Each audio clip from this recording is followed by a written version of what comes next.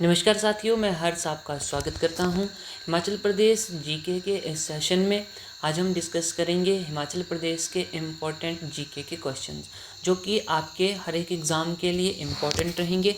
अगर मैं स्पेशली बात करूं तो जो आने वाला हिमाचल प्रदेश हाई कोर्ट का पेपर है, जिसमें कि हिमाचल प्रदेश जीके के क्वेश्चन पूछे जाएंगे और क्वेश्चंस की संख्या 30 बताई गई है। उस एग्ज़ाम के लिए ये सारे के सारे क्वेश्चन बहुत ही महत्वपूर्ण रहने वाले हैं। आइए शुरू करते हैं। आज का पहला प्रश्न क्या है? In which year Shimla was declared as the summer capital of British India by John Lawrence, viceroy of India. John Lawrence, जो कि वाइसराय थे इंडिया के, उन्होंने शिमला को ग्रीष्मकालीन राजधानी किस वर्ष घोषित किया गया? तो यहाँ पे अगर मैं बात करूँ ऑप्शंस की, 1862, 63, 64 और 65 है। ऑप्शन नंबर सी जो है वो बिल्कुल सही हो जाएगा 1864 में। ठीक है। अगर मैं और बात करूँ यहाँ पे शिमला के बारे में थोड़ी सी बात करना चाहता हूँ। शिमला जो है, शिमला का नाम श्यामला देवी के नाम पर पड़ा हुआ है, श्यामला देवी। और श्यामला देवी का मीनिंग होता है नीली महिला। ध्यान में बात रहे, क्या मतलब होता है? नीली महिला होता है। शिमला की खोज के बारे में अगर मैं बात करूं तो शिमला की खोज की जाती है, एक हमारे पास ब्रिटिशर ही हैं जिनका नाम है लेफ्टिनेंट रोज़। और ये लेफ्टिनेंट रोज़ ने शिमला जो स्थान है वो कब खोजा था? 1819 में, 1819 में खोजा था। फिर उसके बाद एक और नाम आता है जिनका नाम है कैनेडी। कैनेडी का नाम क्यों इम्पोर्टेंट है? क्योंकि इन्होंने ही शिमला में पहला पक्का मकान बनाया था। क्या बोलेंगे? पहला पक्का मकान। और उसी मकान को क्या बोलते हैं? कैनेडी हाउस भी बोला जाता है। क्या बोला जाता है? Kennedy house. और अगर मैं बात करूं तो ये 1822 में बनाया था। कितने? 1822 ईस्वी में। कैनेडी ने ही आलू की खेती भी शिमला में शुरू की थी, आलू की खेती। ठीक है। और हमें ये भी पता है कि CPRI, central potato research institute, वो भी शिमला के कुफरी में स्थित है। अगर मैं बात करूं आगे, 1827 ईस्वी में क्या होता है? सबसे पहले लॉर्ड एमरेस्ट। कौन है ये? लॉर्ड एमरेस्ट हैं, जो कि भारत के पहले नंबर पर आने वाले कहाँ? शिमला में आने वाले पहले नंबर के गवर्नर जनरल भी थे। ठीक है। उसके बाद अगर मैं बात करूं 1832 ईस्वी में विलियम बेंटिक भी इधर आए थे, लॉर्ड विलियम बेंटिक। और ये भी क्या थे? ये भारत के गवर्नर जनरल थे। तो ये भी आपने बात ध्यान में रखनी है, विलियम बेंटिक। ठीक है। फिर उसके बाद एक और समय आता है 1833 ईस्वी में। क्या होता है? अन्ना डेल मैदान पर, ध्यान में बात रखना, क्वेश्चन पूछा गया है, अन्ना डेल मैदान पर पहली बार क्या लगा था? फन मेला लगा था, फन मेला। तो इतनी सी जानकारी अभी शिमला से संबंधित है। आगे बढ़ते हैं नेक्स्ट क्वेश्चन बोलता है हमारा, where is Allain Duhangan hydro power project situated? Allain Duhangan, या इसको हम ऐसे भी लिखते हैं अलाइन दुहंगन, और इसकी कैपेसिटी दी है 192 मेगावाट। ये परियोजना कहाँ पर स्थित है? ऑप्शन में स्पीति, कुल्लू, किन्नौर और रामपुर हो जाएगा। अगर मैं बात करूं ऑप्शन नंबर बी की, तो ये बिल्कुल सही रहेगा। कुल्लू में अलाइन दुहंगन पावर प्रोजेक्ट है, जिसकी क्षमता कितनी है? 192 मेगावाट है। कितनी है? 192 मेगावाट है। अगर मैं बाकी ज़िलों की बात करूं तो अगर स्पीति की बात सबसे पहले की जाए तो स्पीति में रोंगटोंग नाम की, ध्यान में रखना, रोंगटोंग नाम की विद्युत परियोजना है, जो कि हिमाचल प्रदेश की सबसे छोटी कैपेसिटी की परियोजना है। और इसकी कैपेसिटी कितनी है? 2 मेगावाट है। कितनी है? 2 मेगावाट। और ये रोंगटोंग नामक नाले पर ही बनाई गई है, और जो कि स्पीति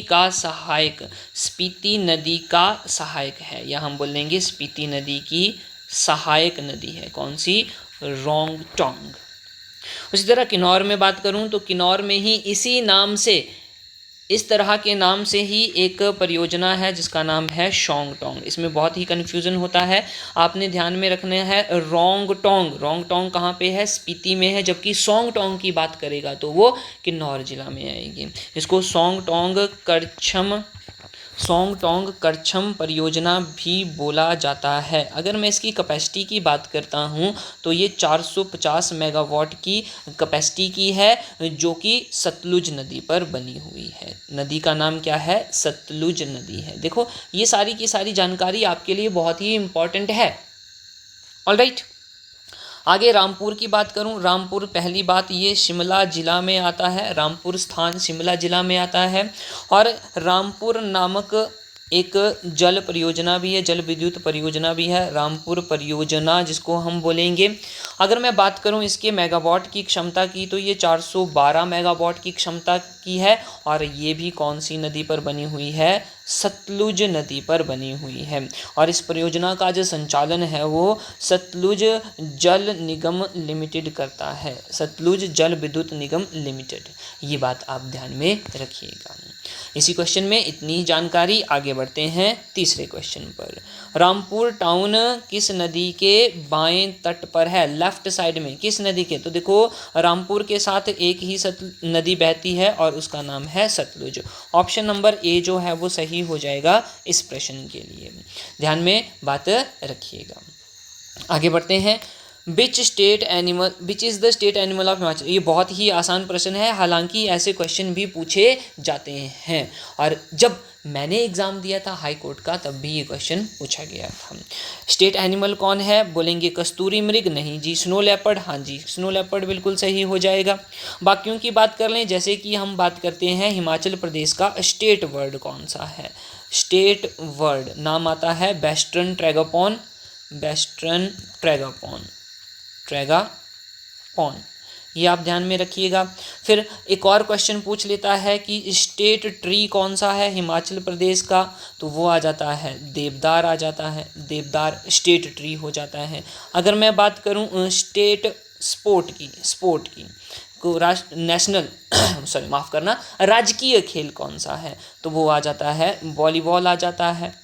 ठीक है, ये बात भी आपको ध्यान में होनी चाहिए। अगर मैं फूल की बात करूं, फ्लावर की बात करूं तो वो क्या आ जाता है? फ्लावर की बात करूंगा तो गुलाबी बुरांस आ जाता है, गुलाबी बुरांस, गुलाबी बुरांस।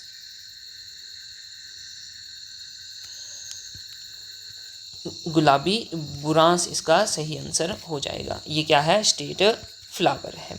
इतनी जानकारी के साथ नेक्स्ट बढ़ते हैं। अगला प्रश्न देखें। According to 2011 census Chamba has literacy rate, Chamba का लिटरेसी रेट 2011 की जनगणना के अनुसार हमें बताना है। अब ये क्यों इम्पोर्टेंट है? क्योंकि ये हिमाचल प्रदेश में सबसे लोवेस्ट है, सबसे लोवेस्ट लिटरेसी रेट है चंबा का, और ये आ जाता है 73.19%, 73.19%। अगर मैं बात करूं हाईएस्ट, सबसे ज़्यादा साक्षरता दर किस ज़िले की है? लिटरेसी रेट वो आ जाता है हमीरपुर ज़िला, और हमीरपुर ज़िले की जो साक्षरता दर है वो 89.01 है अकॉर्डिंग टू 2011 सेंसस। शिमला की बात भी कर लेते हैं क्योंकि ये हमारी राजधानी है, और इस ज़िले की साक्षरता दर है 84.55%। इसी के साथ मैं मंडी की भी बात कर लेता हूँ, जो सबसे बड़ा प्रशासनिक क्षेत्र है, उसकी आ जाती है 82.81%। ध्यान में रखना, जिलों की बात की जा रही है। कांगड़ा की बात करें, जहाँ पे सबसे ज़्यादा पॉपुलेशन पाई जाती है हिमाचल प्रदेश में, यहाँ पे जो लिटरेसी रेट है वो 86.49% है।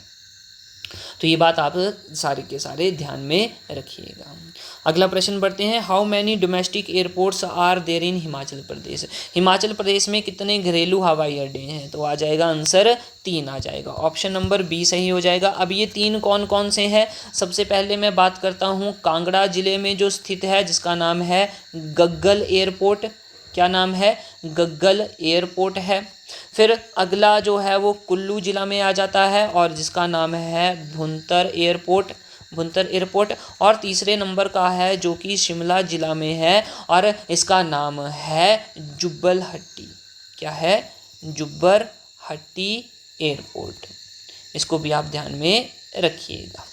तो ये 3 घरेलू हवाई अड्डे हैं हिमाचल प्रदेश में।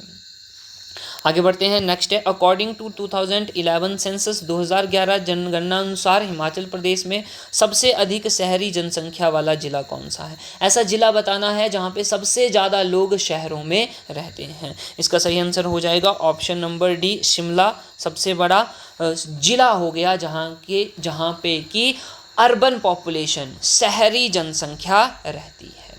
ठीक है, और शिमला की बात करूं तो यहाँ पे लार्जेस्ट अर्बन सेटलमेंट भी है, लार्जेस्ट अर्बन सेटलमेंट, यानी कि सबसे ज़्यादा शहर में रहने वाले लोगों के साथ साथ सेटलमेंट यानी कि मकान भी बनाए गए हैं शहरी तरीके से। लार्जेस्ट अर्बन सेटलमेंट की बात यहाँ पे हो रही है। और बातें कुछ मैं आपको ध्यान में लाना चाहता हूँ, जैसे कि हाईएस्ट रूरल पॉपुलेशन, यहाँ पे अर्बन पॉपुलेशन की तो बात कर ली, लेकिन रूरल मतलब कि गांव में सबसे ज़्यादा लोग किस ज़िले में रहते हैं, तो आ जाता है कांगड़ा ज़िले में रहते हैं। अगर मैं कांगड़ा ज़िले की एक और बात करूं तो यहाँ पे हाईएस्ट एससी पॉपुलेशन भी देखने को मिलती है। हाईएस्ट एससी बोले तो शेड्यूल कास्ट पॉपुलेशन। ये भी इम्पॉर्टेंट फैक्ट बनते हैं और एग्ज़ाम में भी इस तरह के क्वेश्चन पूछे जाते हैं। अगर मैं बात करूं एसटी पॉपुलेशन की बात कर रहे थे हम, एसटी पॉपुलेशन जो सबसे ज़्यादा है, हाईएस्ट एसटी पॉपुलेशन तो वो आ जाती है हमारी चंबा जिला में। ध्यान में बात रखिएगा, कहाँ पे आ जाती है, चंबा जिला में आ जाती है। लेकिन अगर मैं हाईएस्ट एसटी पॉपुलेशन की बात करूं, और वो भी किसमें, परसेंट में, highest percentage of ST population, तो वो आ जाता है लाहौल एंड स्पीति आ जाता है, लाहौल एंड स्पीति। ओके, अगर मैं यहाँ पे बात कर रहे थे हम हाईएस्ट एससी पॉपुलेशन की, लेकिन highest percentage of SC population, highest percentage of SC population, सबसे ज़्यादा एससी पॉपुलेशन की परसेंटेज कौन से ज़िले में है, तो वो आ जाता है सिरमौर। देखो ये छोटी छोटी बातें हैं जो कि एक दूसरे के साथ बिल्कुल सेम टू सेम देखने को लग रही हैं, लेकिन यहाँ पे मीनिंग जो है इनका चेंज हो जाता है। अगर हम सिर्फ नंबर की ही बात कर रहे हैं तो उसको सिंपल हाईएस्ट या लोएस्ट एससी पॉपुलेशन, लेकिन अगर हम परसेंटेज की बात कर रहे हैं तो वहाँ पे चीज़ें बदल जा रही हैं। ऑलराइट, फिर हमने देख लिया हाईएस्ट एसटी पॉपुलेशन और परसेंटेज भी देख ली। अब लोएस्ट देख लेते हैं। लोएस्ट एसटी पॉपुलेशन ये कौन से ज़िला में है, तो ये आ जाता है हमीरपुर ज़िला में। कहाँ पे, हमीरपुर ज़िला में। और अगर lowest percentage of ST population की बात करूं तो वो भी हमीरपुर ज़िला ही आएगा। ये बात आप ध्यान में रखिएगा। चलें आगे बढ़ते हैं, नेक्स्ट क्वेश्चन की ओर मूव करें। In which year Indian Institute of Technology IIT Mandi was established. Mandi में जो आईआईटी है उसकी स्थापना कब हुई थी, कौन से वर्ष में हुई थी। इसका सही आंसर जो है वो आ जाएगा 2009। 2009 में इसकी स्थापना करी गई थी।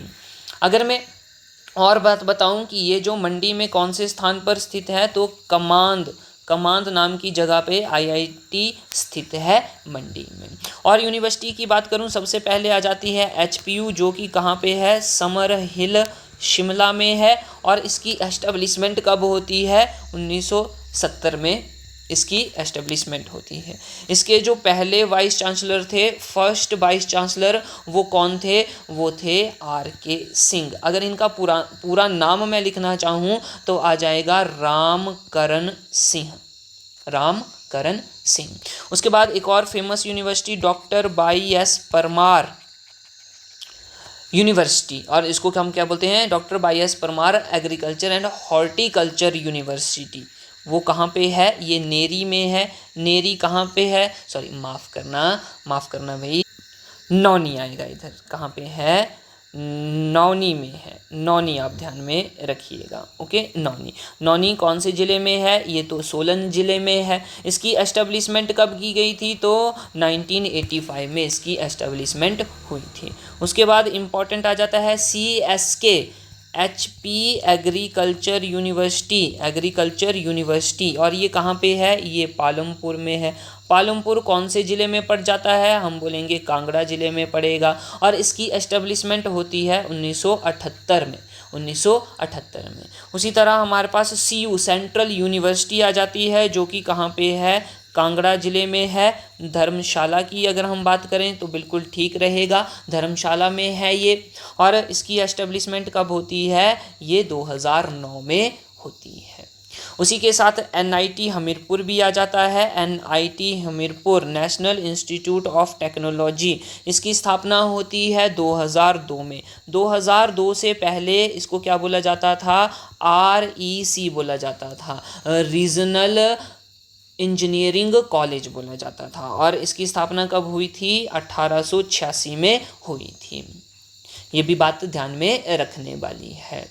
उसी के साथ अगर मैं और बात करूं, जैसे कि एक फेमस क्वेश्चन बनता है लॉरेंस स्कूल से। लॉरेंस स्कूल कहाँ पे है, तो लॉरेंस स्कूल आ जाता है कसौली में आ जाता है। कसौली कहाँ पे है, डिस्ट्रिक्ट सोलन में है। इसकी एस्टेब्लिशमेंट कब हुई थी, 1847 ईस्वी में हुई थी। फिर एक नाम है सनावर स्कूल। सनावर स्कूल कहाँ पे है, सनावर स्कूल भी सोलन में देखने को मिलता है। तो इतनी बातें आपको ध्यान में होनी चाहिए। अगर मैं बात करूं, एक और आगे भी क्वेश्चन आएगा, वहां पे हम उसकी चर्चा कर लेंगे। नेक्स्ट है, देखो, चौधरी स्वर्ण कुमार CSK हिमाचल प्रदेश कृषि विश्वविद्यालय एस्टेब्लिश इन ईयर, कब अभी बात करी हमने, 1978 की बात करी। ऑप्शन नंबर डी सही हो जाएगा, नवंबर 1978। अगला क्वेश्चन देखें, हिमाचल प्रदेश विश्वविद्यालय की स्थापना समर हिल शिमला में किस वर्ष हुई। अभी हमने देखा 1970 की बात कर रहे थे हम, तो ये बिल्कुल सही हो जाएगा, 22 जुलाई 1970। ऑप्शन नंबर बी ठीक रहेगा, 22 जुलाई 1970। नेक्स्ट देखें, भारतीय उच्च अध्ययन संस्थान IIAS Indian Institute of advance study Shimla की स्थापना कब हुई थी। अभी हमने बात नहीं की थी, यहाँ पे बात कर लेते हैं। ये जो IIAS शिमला है, इसकी स्थापना हुई थी अक्टूबर में, अक्टूबर 22 1965 1965 में। तो ऑप्शन नंबर बी जो है वो बिल्कुल सही हो जाएगा इस क्वेश्चन के लिए। आगे इसको फिर बाद में अब जो है इसको वाइसरीगल लॉज भी बोला जाता है। अगर मैं बात करूं तो राष्ट्रपति भवन की उपाधि भी इसको दी गई है IIAS को। आगे बढ़ते हैं, नेक्स्ट देखें, कालका शिमला रेलवे ट्रैक सुरंगों से होकर गुजरता है। कितनी सुरंगें हैं भाई कालका शिमला में, टोटल सुरंगें कितनी है, टोटल सुरंगें हैं 102। हालांकि पहले कितनी 103 होती थी, लेकिन उनमें से एक सुरंग जो है वो डिस्ट्रॉय हो चुकी है। अब कितनी सुरंगें हैं, 102 सुरंगें हैं। अब इनमें से जो सबसे बड़ी सुरंग है, सबसे बड़ी सुरंग, उसका नाम भी एग्जाम में पूछा जाता है, तो आपको भी ध्यान में रखना है, बड़ोग टनल। कौन सी है, बड़ोग टनल या बड़ोग सुरंग, जो कि डिस्ट्रिक्ट सोलन में देखने को मिलती है। नेक्स्ट क्वेश्चन देखें, Kangra valley railway track passed through tunnels. अब ये कांगड़ा घाटी जो रेलवे ट्रैक है, यानी कि हम बोलें पठानकोट टू जोगिंदरनगर, पठानकोट से जोगिंदरनगर, पठानकोट जोगिंदरनगर रेलवे ट्रैक ये वाला, इसी को क्या बोलते हैं, कांगड़ा वैली रेलवे ट्रैक भी बोला जाता है। इसमें कितनी सुरंगें हैं, और ऑप्शन हमारे पास है 2, 5, 4, 10। तो ध्यान में बात रखना, यहाँ पे सिर्फ 2 ही सुरंगें हैं। ऑप्शन नंबर ए इसके लिए बिल्कुल सही हो जाएगा। इस ट्रैक के ऊपर सबसे पहले रेलगाड़ी कब चली थी, तो 1929 की बात होती है। 1929 में पहली रेलगाड़ी चली थी, बात ध्यान में रखना। उसके बाद यहाँ पे ब्रिज की बात आती है कि इस ट्रैक में कितने ब्रिज हैं, इस ट्रैक के ऊपर कितने ब्रिज हैं, तो आ जाते हैं 993 पुल हैं।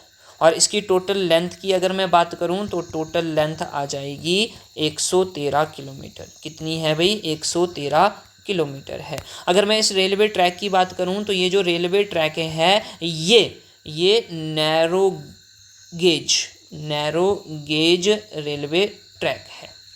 ये भी ध्यान में बात रखिएगा। नेक्स्ट क्वेश्चन देखें, in which district the Bhuntar airport is located. अभी हमने बात करी कुल्लू जिला में भुंतर एयरपोर्ट है, ऑप्शन नंबर सी सही हो जाएगा। अगला क्वेश्चन देखें, गग्गल एयरपोर्ट कहाँ पे स्थित है। अभी बात करी हमने कांगड़ा जिले में। देखो यहाँ पे पूछा है जिला, तो क्या आएगा, कांगड़ा जिला आएगा, जिला कांगड़ा।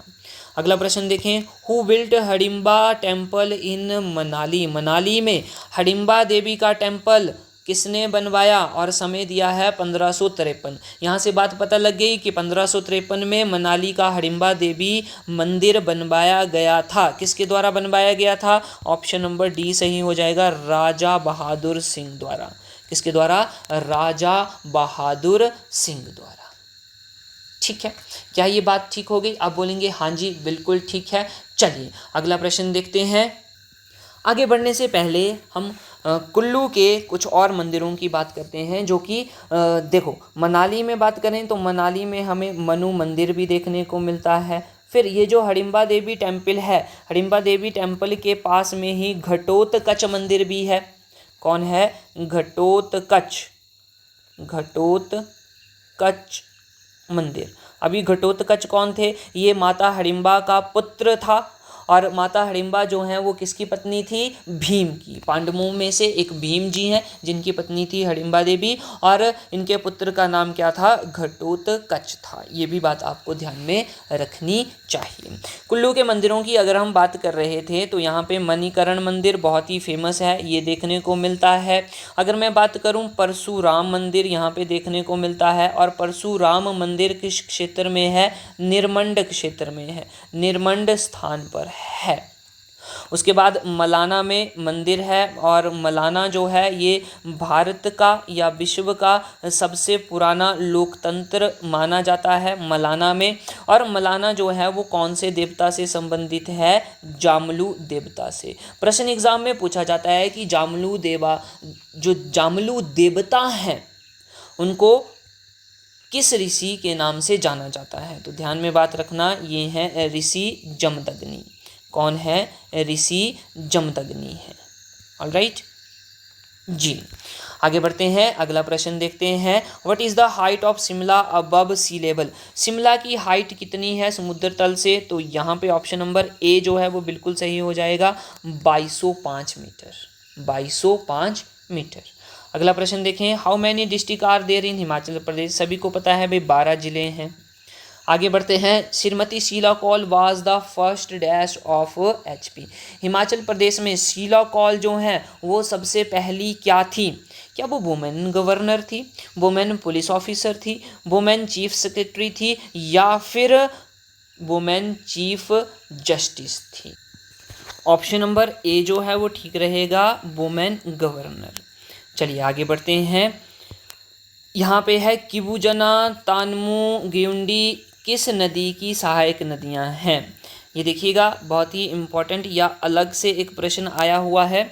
नाम क्या क्या है, किबुजना, तानमू और ग्युंडी, ये किसकी सहायक नदियाँ हैं। तो देखो ब्यास है, सतलुज है, रावी है और चिनाब है। रावी इसके लिए बिल्कुल सही आंसर हो जाएगा, ये रावी की सहायक नदियां हैं, इनको खास ध्यान में रखिएगा। आगे बढ़ते हैं, lady of Kelong located in Lahaul Spiti district. Lady of Kelong Lahaul Spiti में है, और ये क्या है, एक ग्लेशियर है। कैसा है ये, एक हिमानी या इसको बोलेंगे हिमनद। हिमनद ग्लेशियर को हिंदी में हिमनद बोला जाता है। कहाँ पे है ये, लाहौल स्पीति में है। अगर मैं बात करूँ लाहौल स्पीति की, लाहौल स्पीति में और कौन कौन से ग्लेशियर देखने को मिलते हैं, इम्पॉर्टेंट है क्योंकि क्वेश्चन पूछा जाता है। बड़ा सिगड़ी जो कि हिमाचल प्रदेश का सबसे बड़ा है, सबसे बड़ा ग्लेशियर है, सबसे बड़ा हिमनद है बड़ा सिगड़ी। उसके बाद छोटा सिगड़ी भी है, छोटा सिगड़ी। फिर बोलेंगे गेफांग, गेफांग ये तो बहुत इंपॉर्टेंट है भाई, गेफांग। फिर है मुकीला, मुकीला। और बोलें सोना पानी, सोना पानी भी इंपॉर्टेंट है, बोला जाता है कि शिमला रिज से दिखता है सोना पानी। फिर है पेरड, फिर है मियार, मियार ग्लेशियर। चंद्रा ग्लेशियर, भागा ग्लेशियर जहाँ से चंद्रा और भागा नदी निकलती है। एक नाम आता है कुल्टी ग्लेशियर, एक नाम आता है गैंगस्टैंग ग्लेशियर, एक नाम आता है गोरा। ये सारे के सारे ग्लेशियर कहाँ पे है? लाहौल स्पीति में है। आगे बढ़ें। श्री नैना देवी जी किस जिले की तहसील है? बिलासपुर की तहसील है। ऑप्शन नंबर ए बिल्कुल सही हो जाएगा। अगर मैं बात करूं बिलासपुर की, तो बिलासपुर में टोटल कितनी तहसीलें हैं? ये इंपॉर्टेंट बात बन जाती है। कितनी है? हम बोलेंगे सर बिलासपुर में तो 4 तहसीलें हैं। कौन कौन सी? एक तो हमने देख ली और उसका नाम क्या है? नैना देवी जी। नैना देवी जी पहली तहसील है। दूसरी की अगर मैं बात करूं तो दूसरी आ जाती है घुमारवी। क्या नाम है? घुमारवी नाम है। तीसरी की बात करूं तो ये आता है झंडूता। झंडूता तहसील हो गई। और नंबर 4 की अगर मैं बात करता हूं तो वो आ जाती है बिलासपुर सदर। बिलासपुर, ये 4 तहसीलें हो गई। बिलासपुर के बारे में अगर मैं आपसे और जानकारी साझा करना चाहता हूं तो बिलासपुर का जो गठन है जिले के रूप में हम बोलेंगे हिमाचल प्रदेश में, तो ये कब होता है? 1954 को होता है। बहुत बार एग्जाम में क्वेश्चन पूछा गया है हिमाचल प्रदेश का बिलासपुर जिला कब बना, या बिलासपुर हिमाचल प्रदेश का जिला कब बना?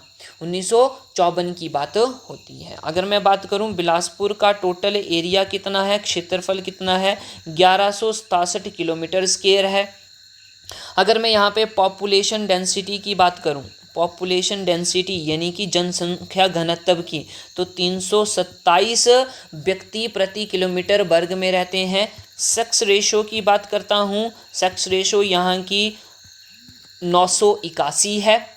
लिटरेसी रेट जो कि बहुत ही इम्पॉर्टेंट रहने वाला है, बिलासपुर का लिटरेसी रेट आ जाता है 85.67%, लगभग 85.5%। विधानसभा की सीट्स कितनी है? माफ़ कीजिएगा,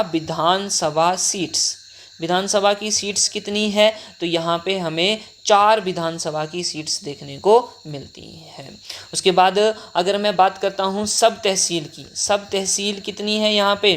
तो बोलेंगे 3 सब तहसील्स हैं। कौन कौन सी? एक तो आ जाती है भराड़ी, एक आ जाती है नमहोल, एक आ जाती है कलोल। ये 3 सब तहसील हैं, उप तहसीलें हैं। और मुख्यतः तहसीलें कितनी हैं? 4 तहसीलें हैं। ये बात आप ध्यान में रखिएगा। आगे देखिए, नेक्स्ट है बैटल ऑफ हलोती। बैटल ऑफ हलोती किस वर्ष लड़ी गई थी? तो ये हमने पिछली वीडियोस में भी कवर किया हुआ है। आंसर हो जाएगा 1670। Option number B is the correct answer. किस किस के बीच में हुई थी? तो ये मुगलों और बिलासपुर के राजा के बीच में हुई थी। बिलासपुर का राजा का साथ कौन दे रहे थे? सिख दे रहे थे। ये भी बात आपने ध्यान में रखनी है। अगला प्रश्न देखें, founder of Chamba state. Chamba state का फाउंडर कौन है? तो देखो यहाँ पे ऑप्शन नंबर बी सही हो जाएगा, राजा मारू बिल्कुल सही हो जाएगा। साहिल बर्मन एक महत्वपूर्ण राजा है चंबा जिला का, जिसने बहुत सारे मंदिरों का निर्माण करवाया था। और साहिल बर्मन की ही पत्नी थी नैना, जिसने अपनी बलि दी थी। उन्हीं के नाम पर, उन्हीं को याद रखने के लिए वहाँ पे सूही मेला भी मनाया जाता है। हरिचंद की बात करें तो हरिचंद गुलेर यानी कि कांगड़ा से इन्होंने एक रियासत बनाई थी, गुलेर नाम की रियासत। तो ये भी बात आपने ध्यान में रखनी है। आगे बढ़ते हैं। Next, who was the founder of princely state Jubbal. Jubbal जो रियासत है उसकी स्थापना किसने करी थी? इसका आंसर ऑप्शन नंबर बी सही होगा, राणा करमचंद ने की थी। Option number B will be the correct answer.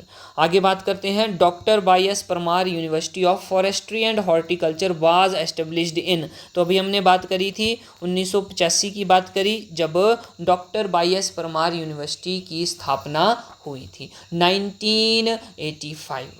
कहाँ पे है ये? नौनी में है। और नौनी कहाँ पे है? कौन से ज़िले में है? सोलन ज़िले में है।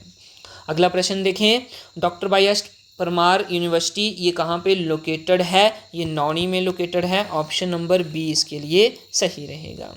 अगला प्रश्न देखें 28th, where is the place of publication of newspaper Divya Himachal.